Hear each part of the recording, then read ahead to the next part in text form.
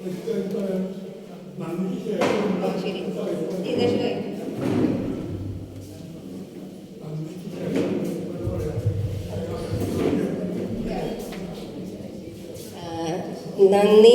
പറഞ്ഞതിന് ശേഷം കാവ്യശിഖ പുരസ്കാരം ഇവിടെ പ്രഖ്യാപിക്കും.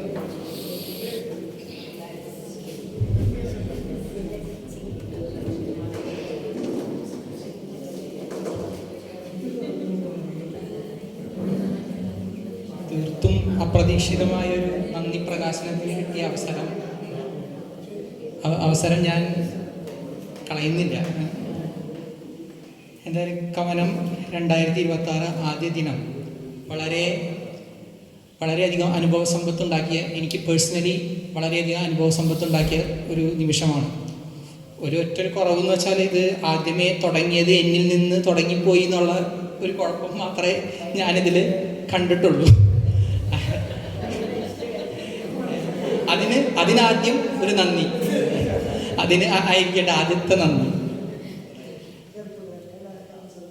അതെ. പിന്നെ ആ നല്ല ദർശനത്തിന്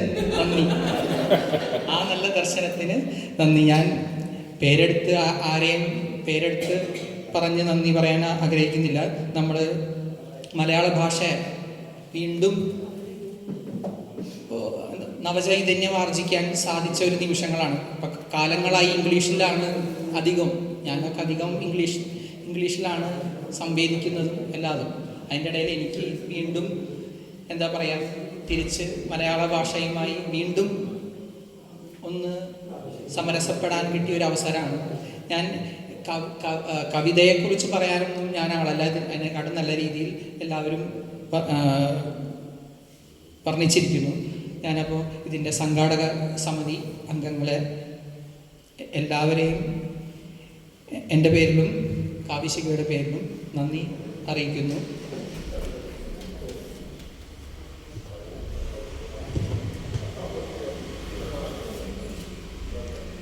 ശരി സാർ.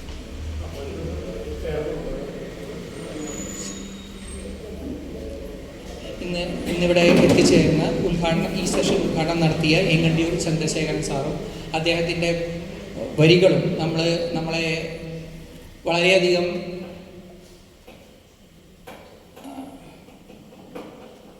ഉന്മാദലഹരിയിൽ എത്തിച്ചു.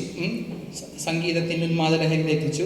മോഡറേറ്ററായിരുന്ന Jayakumar sir, doctor Biju Balakrishnan sir, എല്ലാവർക്കും, ശ്രീജിത്ത് സാർ, എല്ലാവർക്കും എൻ്റെ പ്രത്യേകം നന്ദി രേഖപ്പെടുത്തുന്നു.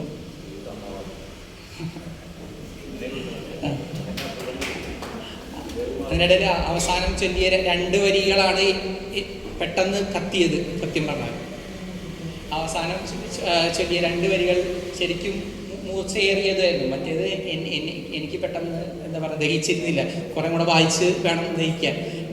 അവസാനം എന്തായാലും കാടാമ്പുഴ ഭഗവതി ഈ വീടിന് അല്ല ഏത് സ്റ്റോപ്പിൽ ആൾദൈവങ്ങളുടെ ഈ കാലത്ത് അത് ഭയങ്കര ഒരു ക്രിസ്പി ഈ കാലഘട്ടത്തിൻ്റെ കവിതകൾ ആയി മാറി. നമ്മളിപ്പോൾ എല്ലാവരും 2020 ഫോർമാറ്റ്, ക്രിക്കറ്റ് 50 20 ആയി. അതങ്ങനെ എല്ലാവരും ഷോർട്ട് റീലുകളായി. ഈവൻ പാട്ടുകൾ വരെ റീലുകളായ കാലഘട്ടത്ത് ഇന്നത്തെ കവിത എന്ന് പറഞ്ഞാൽ 2 വരിയിൽ ഒതുങ്ങുന്ന കുറുക്കി കാച്ചിയ കവിതകൾ ആയിരിക്കും എന്ന് വിശ്വസിക്കുന്നു. എന്തായാലും ഞാൻ ഇതിൻ്റെ ഇടയിൽ ഇതിൻ്റെ സംഘാടകർ, പ്രത്യേകിച്ച് ലൈറ്റ്, സൗണ്ട് എല്ലാതും തന്ന എല്ലാവർക്കും ഞാൻ നന്ദി രേഖപ്പെടുത്തുന്നു. ആർക്കെങ്കിലും ഇത് വിട്ടുപോയിട്ടുണ്ടെങ്കിൽ എൻ്റെ പരിമിതിയായി കണക്കാക്കി എന്നോട് ക്ഷമിക്കുക. Thank you.